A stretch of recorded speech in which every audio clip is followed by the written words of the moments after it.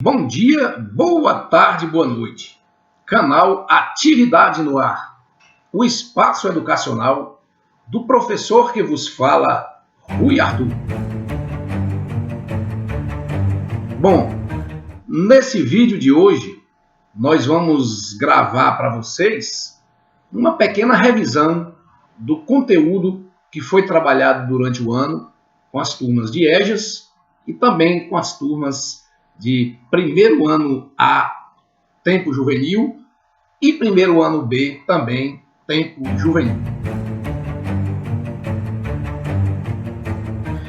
Como objetivo para esta nossa aula, eu tenho três tópicos, três objetivos para passar para vocês. Muito simples.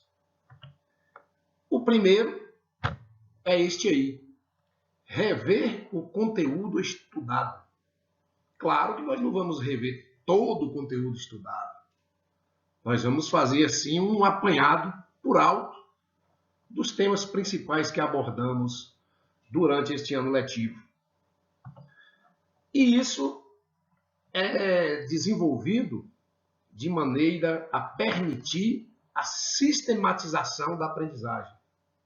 Ou seja, queremos, com esta aula, fazer com que você perceba a inter-relação dos assuntos que foram trabalhados ao longo deste ano, né? E assim, manter com vocês aceso esse interesse por continuar trabalhando, por continuar aprendendo esses temas relacionados à inclusão digital, à tecnologia, à informática, porque eles são de grande importância, não só para a vida escolar de vocês, como também para a vida profissional. Então vamos lá, diretamente para essa mini revisão, digamos assim. Os temas tratados ao longo do ano aqui foram os que eu vou conversar com vocês na sequência. O primeiro, nós trabalhamos com vocês a questão da importância que tem essa inclusão digital para você estudante, para você cidadão, para você ser humano. Nas nossas primeiras aulas, eu trabalhei com vocês que existe aí um estudo de psicólogos, sociólogos, pessoas ligadas ao comportamento, pessoas ligadas à modernidade, né? Onde são elencados habilidades para o século XXI. Habilidades necessárias para a gente viver e para a gente viver e tirar o proveito devido desse século XXI. Né? E uma dessas habilidades é justamente a inclusão digital. É justamente a necessidade que você tem de se inteirar das tecnologias e fazer que essas tecnologias possam facilitar as suas atividades diárias. Então foi uma aula tranquila, eu creio que ficou muito bem explicado e que todo mundo conseguiu aprender o necessário, certo? O século XXI está aí, tem muita coisa diferente de alguns anos atrás e é preciso que a gente tenha habilidades, é preciso que a gente esteja instrumentalizados para vivermos essa nova era, essas novas exigências, né? É preciso que a gente esteja aberto para a inclusão digital. É preciso que a gente aceite isso, é preciso que a gente não tenha medo dessas inovações. Né? Certo? Inclusão digital, habilidade do século XXI. Para você estudante, para você cidadão, para você ser humano. Tranquilo?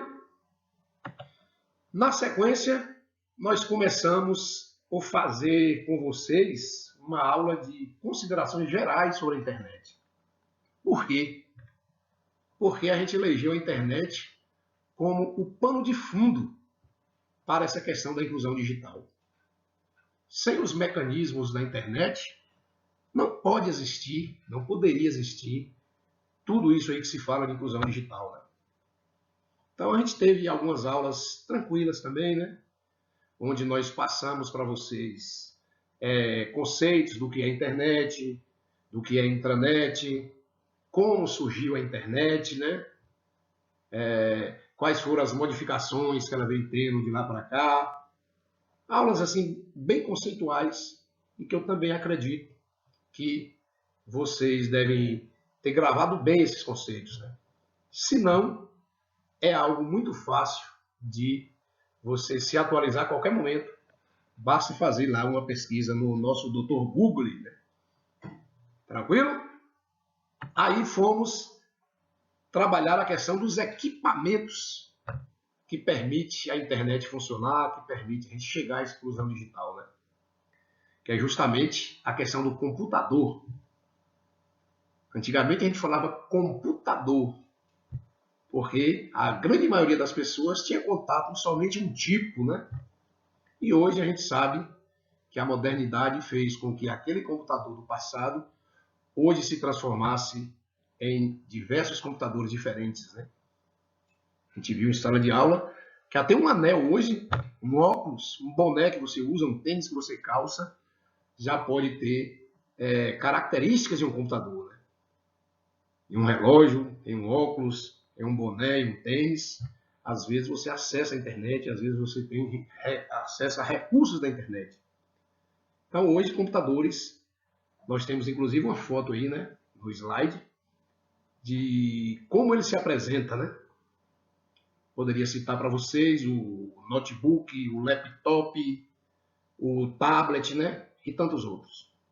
Então também foi uma aula tranquila e eu acredito que também é um tema fácil de você pesquisar, de você se inteirar se ainda tem alguma dúvida, né? Certo é saber que o conceito de computador hoje se ampliou e vem se ampliando, né? De uma hora para outra você pode ter notícia aí de um novo formato de computador que está surgindo e que está, digamos assim, influenciando as pessoas a migrarem para o seu uso, né? E aí nós vimos que um computador, para funcionar, precisa de programas. Ou seja, se você compra só essa parte física do computador, se ele não tiver no seu interior programas instalados, aí esse computador simplesmente não funciona. Então é o programa que faz o computador funcionar, né? O principal deles é o chamado programa, o sistema operacional, que a gente conhece aí, o principal deles como o Windows, né? Você comprou o computador, se não tiver um sistema operacional, você vai fazer o procedimento de ligar e não vai aparecer nada na tela, né? Então é preciso programas de computadores. A gente trabalhou essa aula em sala de aula e também foi tranquila, né? A gente falou os diferentes tipos de programa, falamos dos programas aplicativos, falamos dos programas acessórios, falamos do Windows como um sistema operacional, né? Então, foi também uma aula tranquila. Computador, para funcionar, precisa de programas. Eu lembro, inclusive, que também nós trabalhamos com vocês um famoso programa chamado Pacote Office. Office de escritório, né?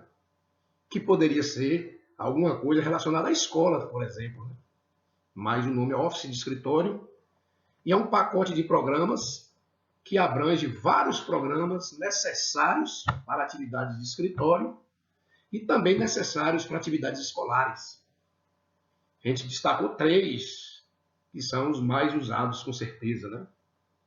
Um deles foi o Word, que é o programa usado genericamente para escrita, para escrever. A gente faz uma analogia do Word com o português, né? E também o Excel, que é o programa relacionado, digamos assim, à matemática, às operações financeiras, a cálculos, né?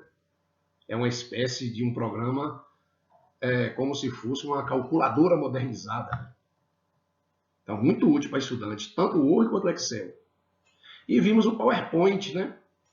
Que é, inclusive, o programa que eu utilizei para fazer esse slide para vocês, né? Qualquer aluno, qualquer pessoa pode precisar do Word para criar um cartaz, para criar um slide, para criar alguma apresentação, né? Então, muito útil. Programas de computadores, existem diversos, vários, né? Hoje, inclusive, eles vêm no formato na nuvem, né? Eles vêm, a pessoa, para ter acesso a ele, não precisa mais, como era antes, comprar aquele CD e com aquele CD fazer a instalação em sua máquina, né?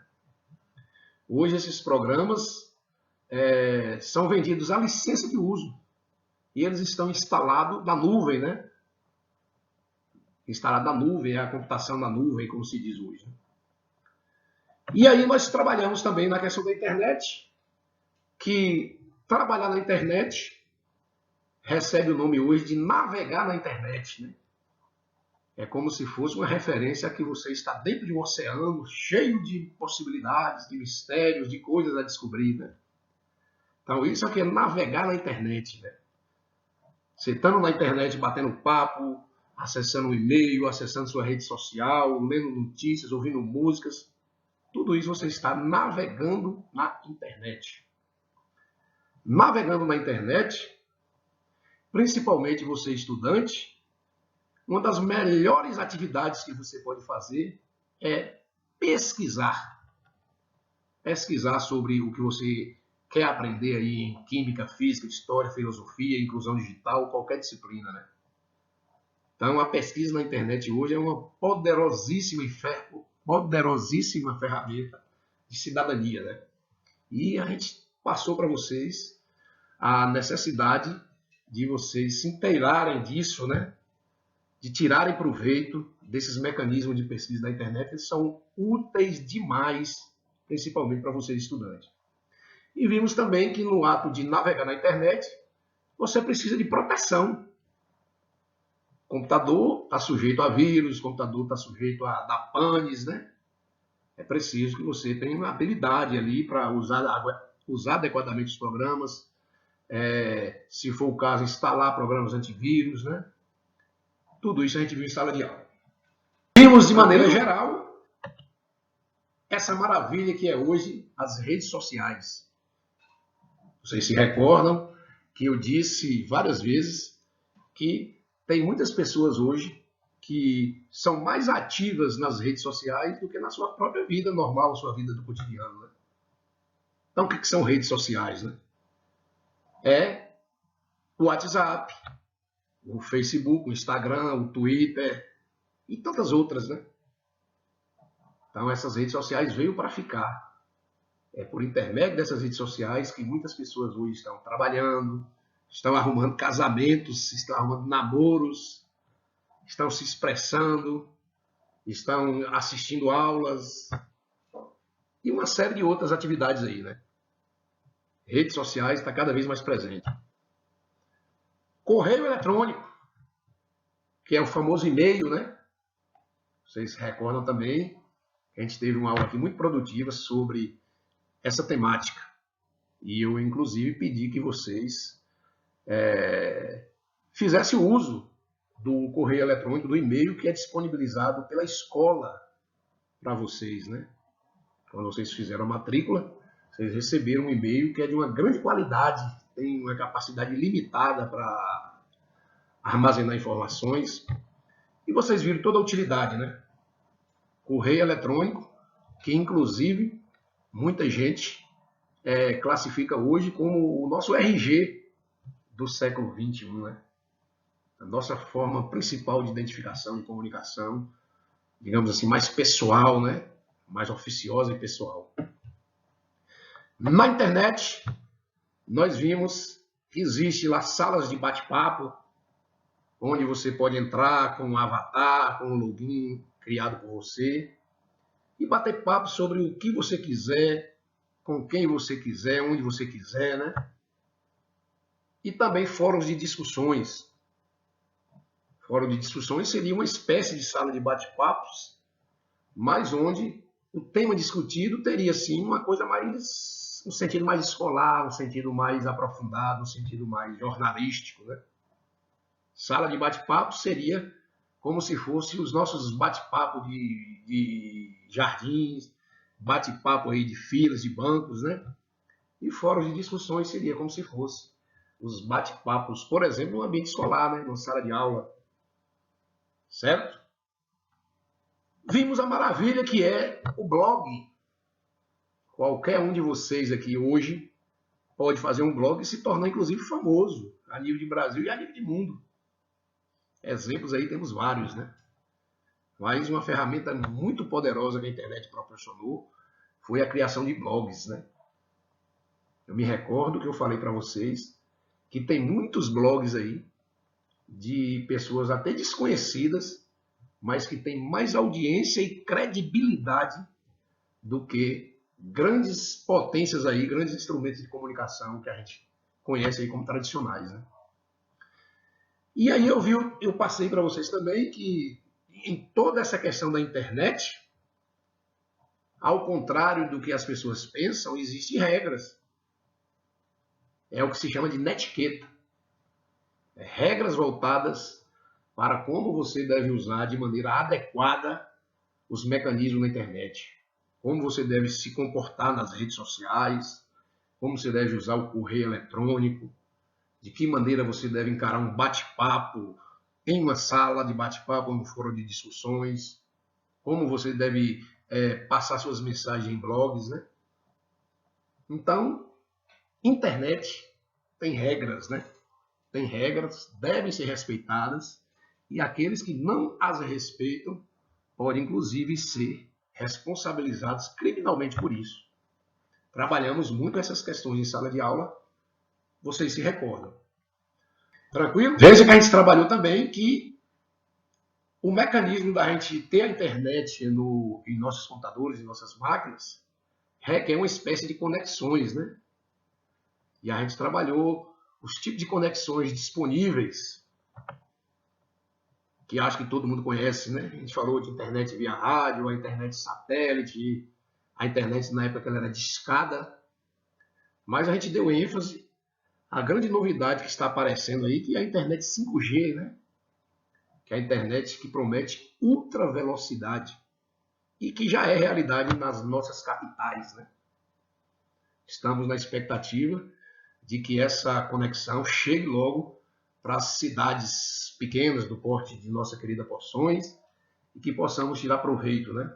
Mas a promessa é de que finalmente as nossas reclamações de internet lenta, internet que cai, internet que não consegue fazer tal download, vai finalmente acabar.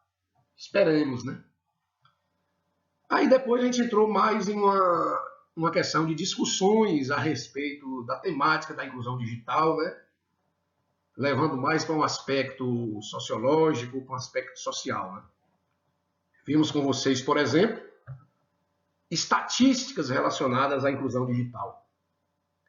E eu acredito que, como resumo, como ponto-chave que ficou para a gente, foi que no Brasil, essa questão da inclusão digital ela ainda é muito discrepante, né?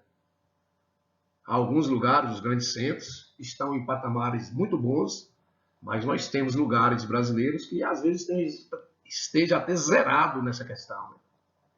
Tem lugares aí que, se você apresentar um computador para uma pessoa, ela vai sair correndo, não vai nem saber do que se trata aquilo, o que aquilo pode fazer por ela, né?